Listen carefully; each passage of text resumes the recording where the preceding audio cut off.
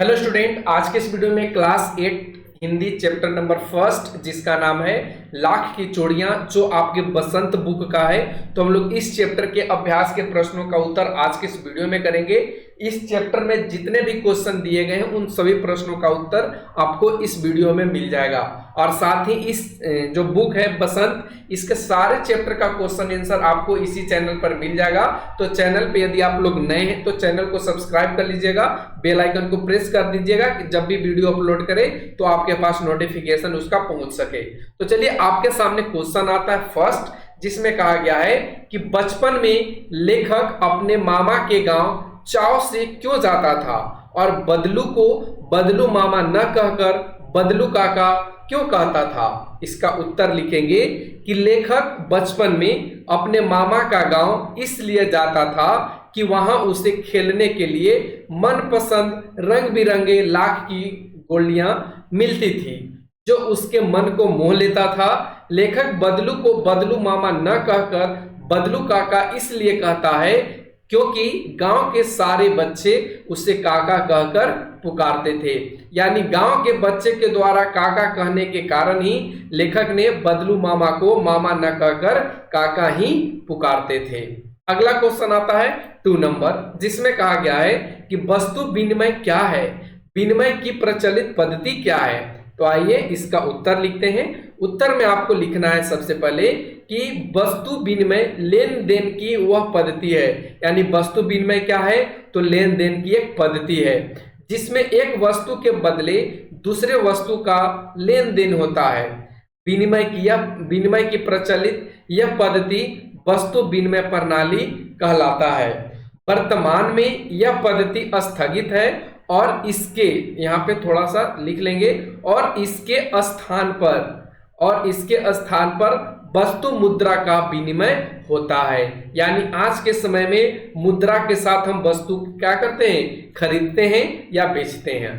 तो ये आपको यहाँ पे लिख लेना था। अब आते हैं क्वेश्चन नंबर 3 पे, जिसमें कहा गया है कि मशीनी युग ने कितने हाथ काट दिए हैं। इस पंक्ति में लेखक ने किस व्यथा की ओर संकेत किया है। तो आइए इस प्रश्न का उत्तर जानते हैं। उत्तर में आपको लिखना है यहाँ पे कि लेखक ने इस पंक्ति के माध्यम से हस्तशिल्प के कारीगरों के बेरोजगार होने की व्यथा की ओर संकेत किया है। हस्तशिल्प कहने का मतलब जो हाथ से बनाई जाने वाली चीजें हैं, उनके जो कारीगर होते हैं उनको हस्तशिल्प कहा जाता है। ठीक है, तो हस्तशिल्प के जो कारीगर हैं वो बेरोजगार हो रहे हैं। किसके माध्यम से, मशीनी युग के माध्यम से। जो कार्य इंसानों अर्थात हस्तशिल्पों या कारीगरों द्वारा किया जाता था, अब वह मशीनी युग होने से मशीनों द्वारा किया जाने लगा है, जिससे बेरोजगारी की समस्या में तेजी से विकास हुआ है। ये आपको इतना लिख लेना है। अगला क्वेश्चन आता है 4 नंबर, जिसमें कहा गया है कि बदलू के मन में ऐसी कौन सी व्यथा थी जो लेखक से छिपी न रह सकी। इसका उत्तर लिखेंगे कि बदलू के मन में इस बात की व्यथा थी कि मशीनी युग के प्रभाव से उसके जैसा अनेक कारीगरों की बेरोजगारी और उपेक्षा का शिकार होना पड़ा है। लोगों को हाथ से बनी चीजें से ज्यादा मशीनों से बनी चीजें पसंद आती है। यही व्यथा लेखक से छिपी न रह सकी। यानी कहने का मतलब है, ठीक है, यही व्यथा लेखक से छिपी न रह सकी। कहने का क्या इसका मतलब है कि जो मशीन से चीज बन रही है पहले लोगों के द्वारा बनाई जाती थी, और जब लोगों के द्वारा बनाई जाती थी तो लोगों को काम मिलता था, उनका रोजगार चलता था, उनका भरण पोषण होता था। लेकिन अब यहाँ पे जहां 10 लोग काम करते थे, मशीन वहां एक ही मिलकर के सारे काम को निपटा दे रही है। तो इस वजह से क्या हो रहा है, बेरोजगारी की समस्या बढ़ रही है। ठीक है, अब आगे बढ़ते हैं क्वेश्चन नंबर 5 के तरफ, जिसमें कहा है कि मशीनी युग से बदलू के जीवन में क्या बदलाव आया। इसका उत्तर लिखेंगे कि मशीनी युग से बदलू के जीवन में बेरोजगारी जैसा बदलाव आया है। इस युग के कारण बदलू बेरोजगार के साथ साथ बीमार रहने लगा है।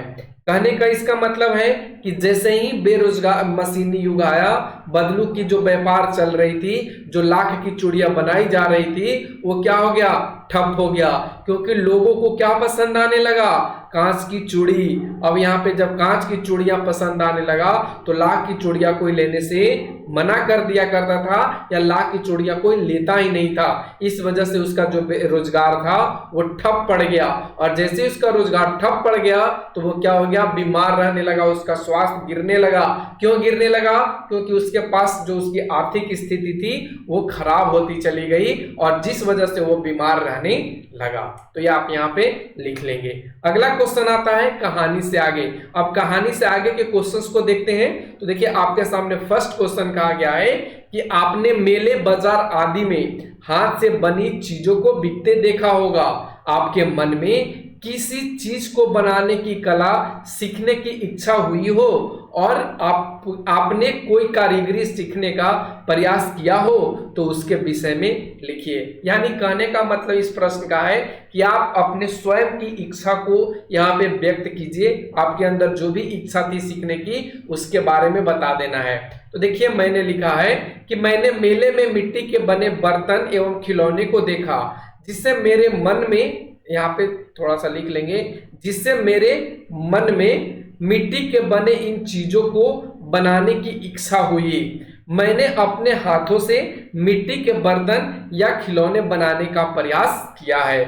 और यहाँ पे अगर आपने इन चीजों के अलावे और भी कोई चीज बनाने की प्रयास की है उसके बारे में आप यहाँ पे लिख दीजिए। अब आएगा आगे का क्वेश्चन, क्वेश्चन नंबर 2, जिसमें कहा गया है कि लाख की वस्तुओं का निर्माण भारत के किन किन राज्यों में होता है। लाख से चूड़ियों के अतिरिक्त क्या क्या चीजें बनती हैं, ज्ञात कीजिए। इसका उत्तर लिखेंगे कि लाख की वस्तुओं का निर्माण भारत के झारखंड, छत्तीसगढ़, मध्य प्रदेश, उत्तर प्रदेश, राजस्थान और गुजरात जैसे राज्यों में होता है। लाख से चूड़ियों के अतिरिक्त खिलौने, मूर्तियां, आभूषण और सजावट की वस्तुएं बनाई जाती है। अगला क्वेश्चन आएगा अनुमान और कल्पना का, जिसमें फर्स्ट क्वेश्चन कहता है कि घर में मेहमान के आने पर आप उसका अतिथि सत्कार कैसे करेंगे। तो देखिए ये सभी आपके पर्सनल क्वेश्चन हैं जिसमें आप अपने पर्सनल आंसर भी दे सकते हैं। इसका उत्तर कैसे करेंगे, घर में आए मेहमान का अतिथि सत्कार बैठने के लिए कहना, हाथ मुंह धोने के लिए पानी तथा खाने के लिए भोजन देकर करेंगे। यानी जब कोई भी आपके यहाँ मेहमान आएगा तो सबसे पहले आप क्या कहेंगे कि बैठ जाइए, और बैठने जब कुछ देर बैठ जाएंगे तो आप कहेंगे कि हाथ मुंह धो लीजिए, आपको कुछ नाश्ते पानी कर लीजिए, आपको कुछ भूख लगी है तो आप कुछ खा लीजिए। ठीक है, तो ये सारे चीज उन्हें कहेंगे और इस तरीके से उनका सत्कार करेंगे। ठीक है, अगला क्वेश्चन, क्वेश्चन नंबर 2, आपको छुट्टियों में किसके घर जाना सबसे अच्छा लगता है, वहां की दिनचर्या अलग कैसे होती है, लिखिए। तो देखिए हर बच्चे को छुट्टी के बाद कहाँ जाने का मन करता है, तो अपने नानी के यहाँ या अपने मामा के घर। जैसे ही अपने मामा के घर लोग जाते हैं तो वहाँ की दिनचर्या कुछ अलग हो जाती है, ना वहाँ पढ़ाई होती है ना किसी तरीके का वहाँ पे और भी जो गतिविधि है, वहाँ पे सिर्फ खेलने की बात की जाती है। इसका उत्तर लिखेंगे। तो देखिए हमने लिखा है सभी को छुट्टियों में अपने नानी घर जाना या मामा घर जाना अच्छा लगता है। वहाँ की दिनचर्या अलग इसलिए होता है कि बच्चे के मन में हमेशा खेल से संबंधित दिनचर्या पसंद होती है। तो हमने आपको बताया था कि सभी लोग अपने नाना के यहाँ या अपने मामा के घर इसलिए जाते हैं क्योंकि वहाँ उन्हें पढ़ने की कोई परेशानी नहीं होती, यानी पढ़ने के लिए कोई दबाव नहीं दिया जाता है। वहाँ बच्चे सिर्फ खेलते हैं, अपने मन को बहलाते हैं और पढ़ाई लिखाई से कोसों दूर होते हैं। इसलिए सभी को छुट्टी के समय नानी घर जाना अच्छा लगता है। ठीक है, अगला क्वेश्चन, मशीनी युग में अनेक परिवर्तन आए, अनेक परिवर्तन आए दिन होते रहते हैं। जो मशीनी युग है इसमें नए नए टेक्नोलॉजी के या नए नए मशीन आते रहते हैं। आप अपने आसपास से इस प्रकार के किसी परिवर्तन का उदाहरण चुनिए और उसके बारे में लिखिए। यानी ये भी आपके मन से ही क्वेश्चन है। अगर आपके आसपास कोई मशीन में चेंजिंग आया, जैसे मान के चलिए पहले हम लोग फैन का यूज करते थे, आज फैन के जगह पे कूलर आ गया, फिर कूलर के जगह पे आज एसी आ गया है, फिर आगे आने वाले समय में कुछ और किसी और चीज का इजाद किया जाएगा। ठीक है, तो ये आपके क्या है, आपके आसपास ये चीजें परिवर्तन हो रही हैं, तो इनके बारे में भी आप लिख सकते हैं। तो इसका उत्तर लिखेंगे कैसे? वॉशिंग मशीन से कपड़े को धोना, मसाले एवं अन्य चटनी जैसे पदार्थों को पीसना, खेतों की जुताई ट्रैक्टर एवं पावर टिलर से किया जाना मशीनी युग के कुछ उदाहरण है जो हमारे आसपास में परिवर्तन के रूप में देखा जाता है। आप इनके अलावा और भी चीजें लिख सकते हैं, जैसे पहले मोबाइल नहीं हुआ करता था तो आज मोबाइल है, आज हम लोग चीजों को डिजिटली तरीके से देख रहे हैं, आज हमें बैंक जाना नहीं पड़ता है। ठीक है, तो ये सारे चीज आप लिख सकते हैं, कोई दिक्कत नहीं है। सिर्फ हम यहाँ पे थोड़े से चीजों को लिख करके सजेस्ट किया है कि आपको इस तरीके से लिखना है। अब आएंगे आगे के क्वेश्चन नंबर 4, जिसमें कहा गया है कि बाजार में बिकने वाले सामान की डिजाइनों में हमेशा परिवर्तन होता रहता है। आप इन परिवर्तनों को किस प्रकार देखते हैं, आपस में चर्चा कीजिए। तो देखिए, कहने का इसका मतलब है कि जब आप बाजार जाते हैं तो अभी आपने कुछ अलग तरीके के चप्पल खरीदे, फिर आने वाले समय में कुछ अलग तरीके के चप्पल आपको देखने को मिलते हैं। आप इरेजर अभी के समय में कुछ अलग खरीद रहे हैं, या हम लोग के टाइम इस टाइम का मिलता था और आज व्हील के टाइप में मिलता है, किसी भी चीज का फिगर बना करके मिलता है, ट्रायंगल शेप में मिलता है, किसी का इमोजी बना करके मिलता है। तो ये सारे इरेजर हैं। तो इन सभी चीजों में क्या है, परिवर्तन हो रहा है, तो इसके बारे में आपको लिखना है। तो देखिए, हमने लिखा है कि डिजाइनों में परिवर्तन होना अच्छा तरीके से देखा जा सकता है। यानी तरीका क्या है, ये बहुत अच्छा है। ठीक है, क्योंकि डिजाइनों में परिवर्तन होने से सभी के पास अनेक डिजाइन के वस्तु को देखने को मिलेगा। अलग अलग प्रकार के वस्तु का उपयोग के अनुसार डिजाइन किया जाता है। तो ये आप यहाँ पे लिख लेंगे। क्वेश्चन नंबर 5 है, हमारे खान पान, रहन सहन और कपड़ों में भी बदलाव आ रहा है। इस बदलाव के पक्ष या विपक्ष में बातचीत कीजिए और बातचीत के आधार पर एक लेख तैयार कीजिए। तो आइए इसका उत्तर लिखते हैं। हमारे खान पान, रहन सहन और कपड़ों में भी बदलाव आया है। आज हमारे पास वो सब चीजें खाने के लिए उपलब्ध हैं जो आज से 20 साल पहले उपलब्ध नहीं था। उदाहरण के रूप में इतने प्रकार के फास्ट फूड, वहीं रहने के लिए आवास में भी परिवर्तन आया है। कच्चे मकान से पक्के मकान, यहाँ पे होगा पक्के मान नहीं होगा, थोड़ा सा आप यहाँ पे सुधार लेंगे, पक्के मकान तथा नए नए डिजाइनों के कपड़े पहनने को मिल रहे हैं। तो आपको यहाँ पे लिख लेना है। अगला क्वेश्चन आता है भाषा की बात। तो आइए भाषा की बात के प्रश्नों को देखते हैं। इसमें फर्स्ट कहता है कि बदलू को किसी बात से चिढ़ थी। बदलू को किस बात से चिढ़ थी? किसी बात से चिढ़ थी तो कांच की चूड़ियों से। यानी यहाँ पे एक लाइन दिया गया है कि बदलू को किस बात से चिढ़ थी तो कांच की चूड़ियों से चिढ़ थी। और बदलू स्वयं कहता है, जो सुंदरता कांच की चूड़ियों में होती है लाख में कहाँ संभव है। ये पंक्तियां बदलू की 2 प्रकार की मनोदशाओं को सामने लाती है। दूसरी पंक्ति में उसके मन की पीड़ा है, उसमें व्यंग भी है। हारे हुए मन से या दुखी मन से अथवा व्यंग में बोले गए वाक्यों के अर्थ सामान्य नहीं होते।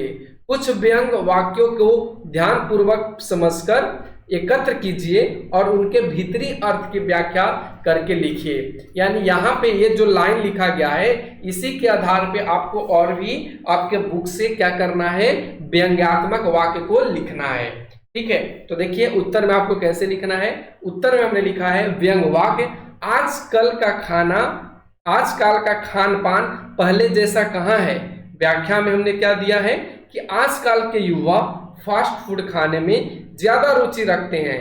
साथ ही आजकल का अनाज उर्वरकों से परिपूर्ण है, जिससे अनेक प्रकार के बीमारियां उत्पन्न हो रही है। युवाओं में उस प्रकार का बल नहीं देखा जा रहा है जो आज से पहले के युवाओं में होता था। तो देखिए यहाँ पे व्यंग वाला वाक्य हो गया और इसका हमने क्या किया, व्याख्या करके भी बताया है।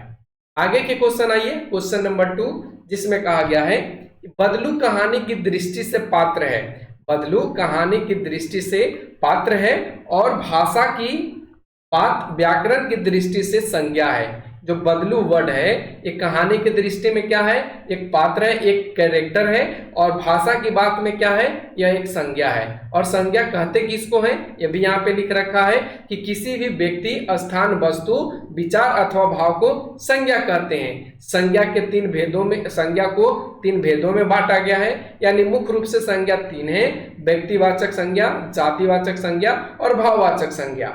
जैसे कि लल्ला, रज्जो, आम, कांच, गाय इत्यादि ये व्यक्तिवाचक हो गए। जातिवाचक में चरित्र, स्वभाव, वजन, आकार ये सभी आ गए। ठीक है, यहाँ पे गाय होना चाहिए। ठीक है, यहाँ पे गाय होना चाहिए जातिवाचक संज्ञा। ठीक है, यहाँ पे गाय क्या हो जाना चाहिए, जातिवाचक संज्ञा। ध्यान रखना थोड़ा सा। भाववाचक में सुंदरता, नाजुक, प्रसन्नता इत्यादि कोई भी व्यक्ति नहीं है, इत्यादि जिसमें कोई व्यक्ति नहीं है और न आकार या वजन है परंतु उसका अनुभव होता है, ये भाववाचक संज्ञा होता है। ठीक है, पाठ से तीनों प्रकार की संज्ञाएं चुनकर लिखिए। तो देखिए हमने यहाँ पे लिखा है व्यक्तिवाचक में बदलू, रज्जो, जनार्दन। जातिवाचक संज्ञा में आदमी, शहर, मनिहार, मकान। भाववाचक में व्यथा, रुचि, कुढ़ना, नाजुक। इसके अलावे और भी चीजें हैं जो आप लिख सकते हैं। हमने आपको यहाँ पे बताया कि व्यक्तिवाचक में क्या क्या लिखना है, जातिवाचक में और भाववाचक में क्या क्या लिखना है। ठीक है, अब बढ़ते आगे के क्वेश्चन 3 नंबर, जिसमें कहा गया है कि गांव की बोली में कई शब्दों के उच्चारण बदल जाते हैं। कहानी में बदलू वक़्त यानी वक़्त बोलता, वक्त बोलता है जिसको समय कहते हैं, और इस वक्त को वक़्त बोलता है। उम्र जिसको वय या आयु को उम्र कहता है। इस तरह के अन्य शब्दों को खोजिए जिनके रूप में परिवर्तन हुआ हो, अर्थ में नहीं। तो देखिए अंजूरी अंजुली बोलते हैं, मर्द मर्द बोलते हैं, बल्ब बल्ब बोलते हैं। तो ये सब शब्द हैं। ठीक है, तो ये कैसा लगा आज का ये वीडियो, कमेंट सेक्शन के माध्यम से जरूर बताइए। सारे प्रश्नों का उत्तर हमने यहाँ पे आपको सही तरीके से करा दिया। कहीं पे डाउट रह जाता है तो आप कमेंट सेक्शन के माध्यम से जरूर पूछिए। तो आज के लिए बस इतना ही। Thanks for watching, take care, bye bye.